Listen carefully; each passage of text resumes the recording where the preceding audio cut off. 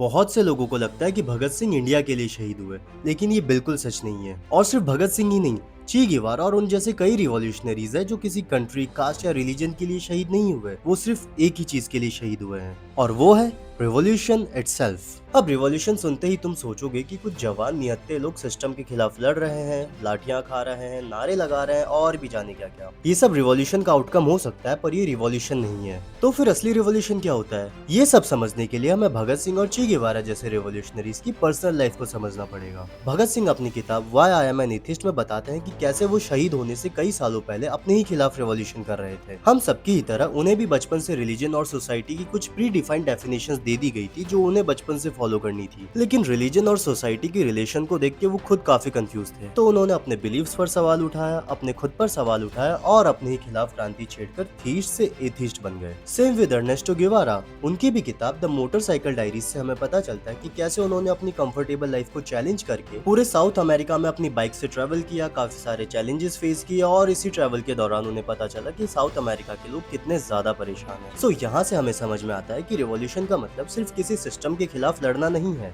बल्कि रिवॉल्यूशन का असली मतलब है कि हर वो चीज जो एक्सपीरियंस में आती है उसे ब्लाइंडली फॉलो न करना, उसे तर्क वितर्क के तराजू में ठोक बजा कर तोड़ना और अगर उसे बदलने की जरूरत पड़े तो पूरी तरह से बदल देना। फिर वो चाहे कोई बाहरी पॉलिटिकल सिस्टम हो या तुम्हारे खुद का इंटरनल बिलीफ। एक असली रिवॉल्यूशन की शुरुआत हमेशा पहले खुद से होती है, खुद के बिलीव्स को चैलेंज करने से, खुद को बदलने से। और खुद को बदलने के बाद जो क्रांति की लहर आती है वो सब कुछ बदल के रख देती है। तो आज ही एक रिवॉल्यूशन शुरू करो अपने आलस, प्रोकास्टिनेशन, करियर, गलत रिलेशनशिप्स, सुपरस्टिशन, इंटरनल बिलीफ और आसपास की गंदगी के खिलाफ। और कमेंट्स में बताओ, क्या रिवॉल्यूशनरी हो तुम?